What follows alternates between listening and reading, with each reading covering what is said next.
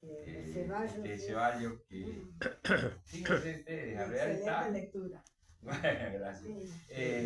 Alvear está ubicado a mitad de camino de Santo Tomé y de Yapeyú. Y no me parece una cuestión azarosa eso de que él haya elegido en un momento para hacer este texto de ficción histórica, ¿no? De estos dos, sí, y lo que permite la literatura, ¿no? Y ya desde lo que hablábamos hoy, antes en la previa, digamos, de lo que en literatura está lo que se denomina desde hace mucho tiempo, desde Aristóteles, la historia alternativa. ¿Qué hubiera pasado si? ¿No? Y bueno, y que es una modalidad muy interesante para justamente los escritores, ¿no? De hecho, bueno, Charo da una vuelta ahí y no nos cuenta la muerte de Andresito como se supone que ocurrió en la isla de las Cobras con los demás, sino un encuentro con su padre, con su padrino, digamos, ¿no? Ya en el ocaso de cuando está todo perdido, como dice, cuando la República Federal ya está perdida, ¿no? Así que la verdad que eso creo que son muy estimulantes esos textos y que hacen que, bueno, uno se enganche con esto, ¿no? Eso es lo que por lo menos me pasó a mí, no sé qué. Sí. Me encantó, a mí me encantó. Y bueno, José Gabriel lo escribe así. Sí. ¿Pero él era más poeta que escritor o no? No. José Gabriel es nuestro narrador, cuentista, y tiene una novela.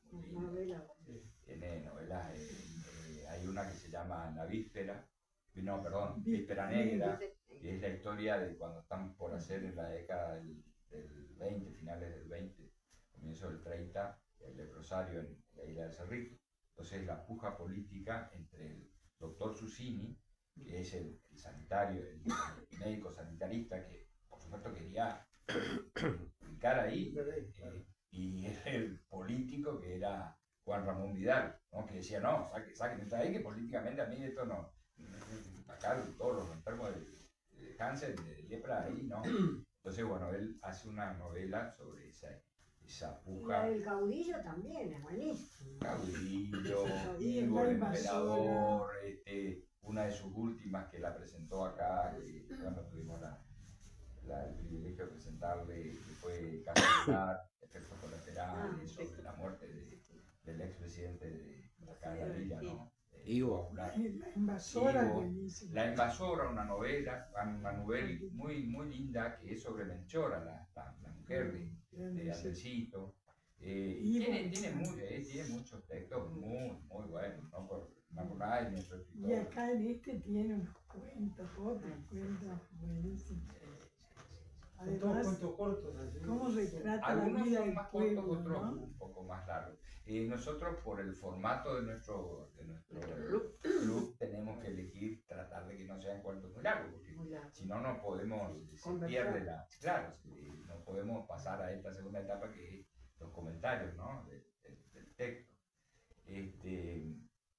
Y tiene también, como les decía, novelas, bueno, así que, no, es un escritor, además, los premios, ¿no? Porque tiene premios en el exterior, Sevilla, tiene el Alcalá de Henares, que es más o menos un premio muy, muy de mucho prestigio, digamos, ¿no? En Costa Rica, el premio Ciudad de Buenos Aires, acá en Argentina, o sea que un escritor, bueno, primera. No, falleció, vive, está bien que está. No. Sí, nosotros lo vimos. Claro, sí, estuvo acá, no hace poco. En marzo estuvo. Y ahora creo que va a volver. 70 años. Por recién cumplido. Para mí, personal, ¿no? Creo que es el mejor correntino. Sí. Actualmente vivo. Totalmente, absolutamente de acuerdo. Sí. ¿Él es correntino o porteño? No, él nació en Alvear, nacido en Maquirón Alvear, después se va a estudiar abogacía a Corrientes, ahí se contacta con Poblano, con el doctor Nelson Pessoa, que fue un poco el que lo es todo dicho por él, ¿no? Contado por él, que lo inicia en estos senderos literarios, además era un lector empedernido desde niño, ¿no? Desde chico. Bueno, Corrientes le abre esa puerta como a todos, ¿no? Y además de una sencillez, una persona Sí, tan, sí. no es nada así arrogante. No, ni para que se la cree. no, Perfecto. o sea, de una generosidad, Sí, Súper. sí, realmente un talento. un gran, y es un orgullo para nosotros tenerlo siempre predispuesto, ¿no? Uno de sus últimos proyectos que fue, que va a ser, digamos, porque todavía no está, quiere hacer, él es devoto del gauchito, y entonces quiere hacer una especie de prosa poética, pero con un registro de imágenes de lo que ocurre en un 8 de enero, ¿no? Y bueno, se instalaron en casa y pasaron días bárbaros, ya estaban con todo el equipo y por supuesto filmaron Noche de Enero, ¿no? Sí, se vinieron con un digamos, su hijo es licenciado en artes audiovisuales y se vino con otro muchacho más que tenía un dron, entonces hacían imágenes con las cámaras realmente muy buenas, y más los textos de él, eso va a ser algo muy interesante. Ya lo está armando. Eso. Sí, ese es uno de sus proyectos que está, ¿no?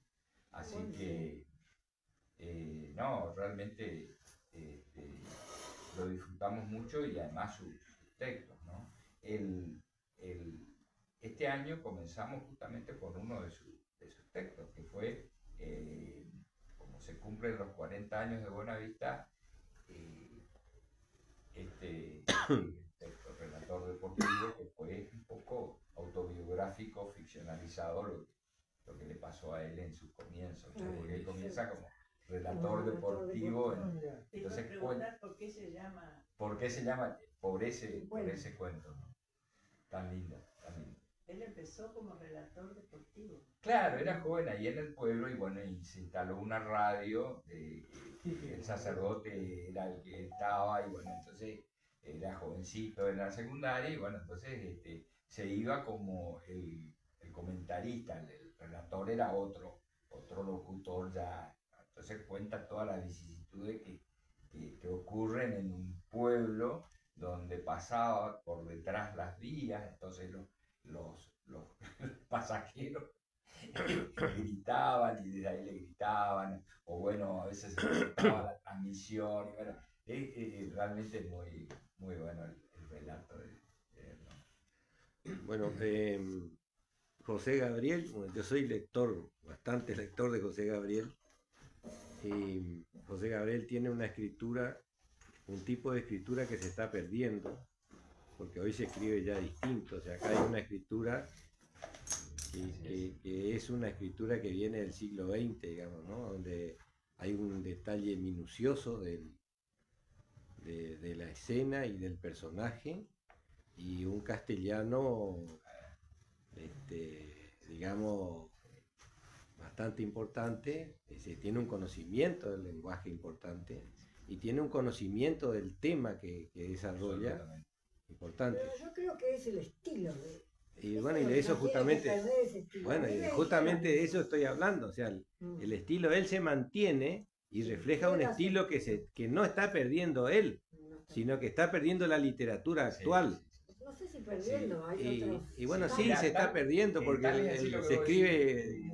Tito, tal es así lo que vos decís, que hay una palabra que habrán escuchado que es áuriga. El áuriga es el cochero, pero el áuriga tiene diferentes acepciones, digamos, no acepciones, serían de acuerdo a desde donde uno lo ubica, porque comienza con los griegos, ¿no? Con los antiguos griegos, el áuriga era el que conducía el carro de las batallas, las luchas, ¿no? Pero si uno lo ve desde un punto de vista místico o religioso, tiene otro simbolismo. Es el que transporta el traslado de un plano o de un lado hacia otro. Si uno ve desde un punto de vista más psicológico, podríamos decir que representa o simboliza a la mente, donde los caballos son las emociones y el conductor es el raciocinio, donde tiene que ir equilibrando eso para conducir el yo. Es decir, fíjense todo lo que sale de una palabra que está ubicada ahí. Y de la descripción de un personaje, porque el personaje, la descripción del personaje es ese personaje de la batalla en la edad antigua, digamos, lo pinta de esa manera. Pero terminando lo que quería decir, si vos tomás los escritores más jóvenes, actuales, que se llama Mariano Quirós, de acá de la zona, Enrique, Cabezón Cámara. Bueno, vos te das cuenta ahí que que la pluma, que el estilo que utilizan es absolutamente diferente, porque es una escritura absolutamente llana. No hay ese, y tampoco hay ese, bueno, también son temas distintos, pero no hay un detenimiento demasiado en los personajes. Te pintan el personaje y ya, chao, ya está. No hay una... Bueno, así es la literatura actual, digamos, ¿no? En cambio, este hombre mantiene esa literatura Tal cual. donde el castellano está mucho más trabajado y la utilización del lenguaje mucho más interesante, ¿no? Sí, y por lo que veo en este punto, lo épico tiene mucha importancia, ¿no? Y sí. Viste, todo lo ve desde el punto de vista casi como... Y claro, aparte tiene personajes. Están hablando de San Martín. Claro. O sea, ya está. Esos actos heroicos, digamos. Y juntar dos personajes, bueno, uno sobre todo para los correntinos, muy, muy... Pero igual el retrata re bien, acordate, Juanchi es el patrón del chamamé, ese libro es bellísimo. Isaac Ordizbol es compurlano, era compurlano, nació en Alvear, Isaco. Entonces él escribe, cuando fallece Isaco, bueno, fue toda una situación, porque él fallece en Corrientes, entonces se deciden los familiares que lo tenían que llevar a Alvear. Y bueno, entonces era todo un dispositivo que se tenía que armar. ¿Por qué? Porque en cada pueblo que iban, los músicos le ofrecían una serenata, Entonces era una cosa que él ficcionaliza digamos, ese recorrido de Corrientes hasta... Sí, y él iba entonces relatando en una ficción. Y fue amigo personal de Isaac, o sea que conocía al personaje, pero como nadie. Sí, porque eran vecinos. La casa de... Y aparte en un pueblo donde, bueno, él era reconocido como escritor y el otro era reconocido como músico, o sea que... Tal cual, sí, el pastor del chamamé es otro de sus grandes. Y la otra cosa que yo encontré en Ceballos, porque acá los escritores correntinos y de la región son bastante estructurados a la hora de escribir, digamos, ¿no? Entonces respetan mucho, no hay quiebre en el lenguaje, o sea, mantienen una línea muy, muy estable. Y en cambio, Por ahí le mando la mierda. y claro, este tipo usa palabras que no cualquiera se anima. No. Por ejemplo, en los cuentos de él,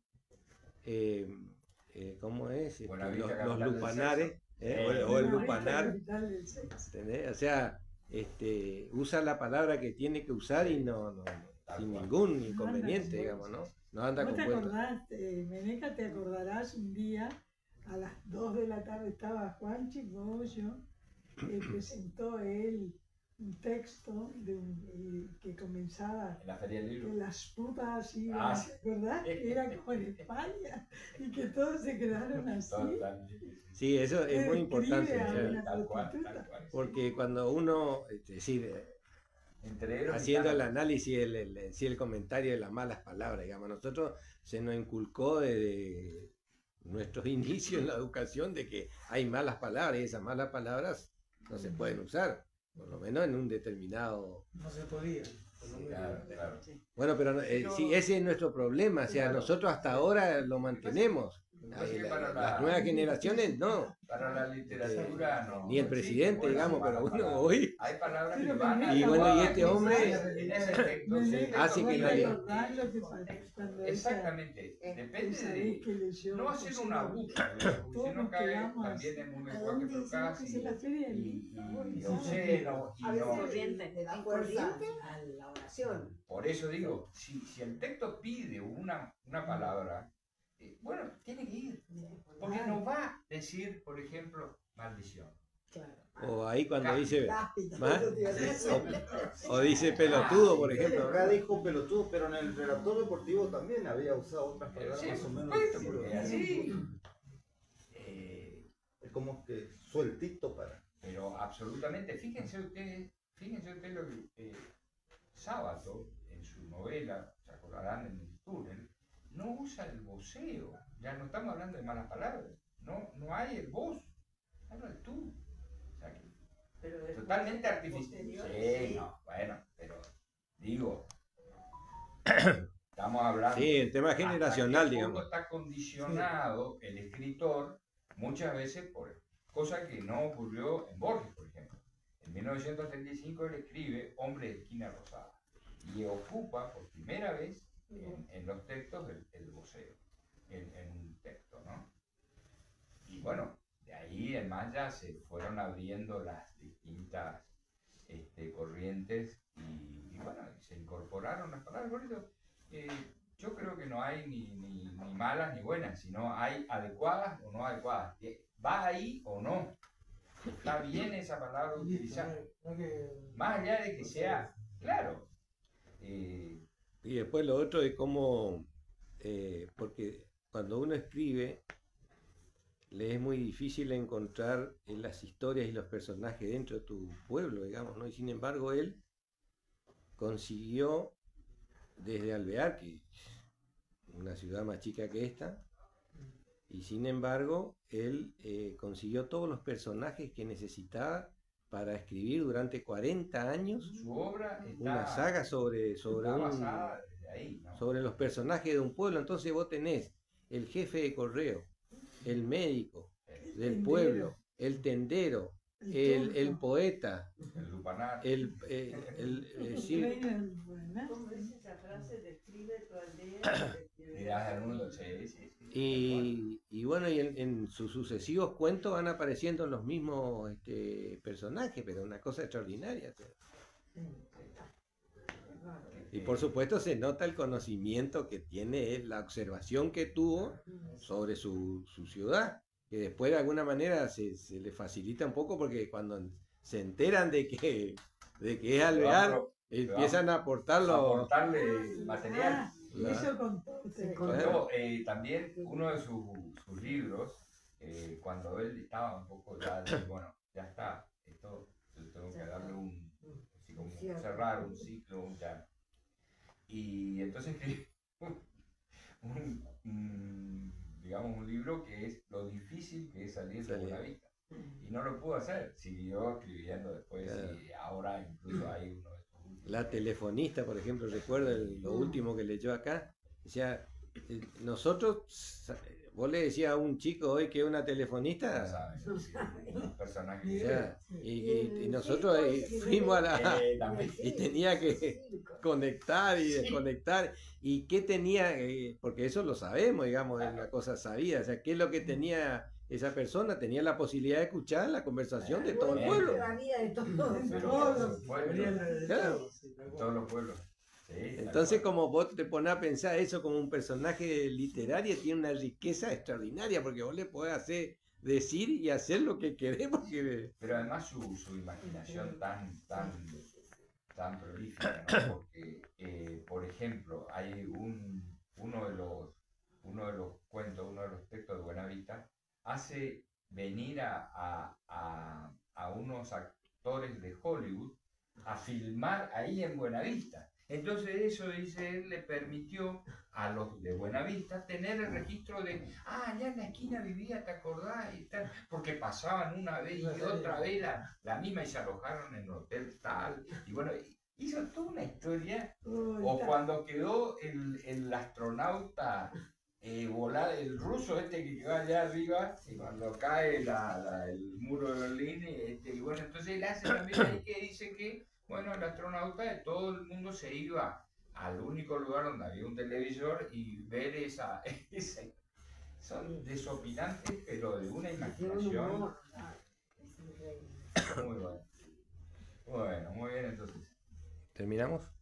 Terminamos, muchas gracias. El taxidermista que traen, lo buscan para Eva Perón. Ahora pasamos ya a la parte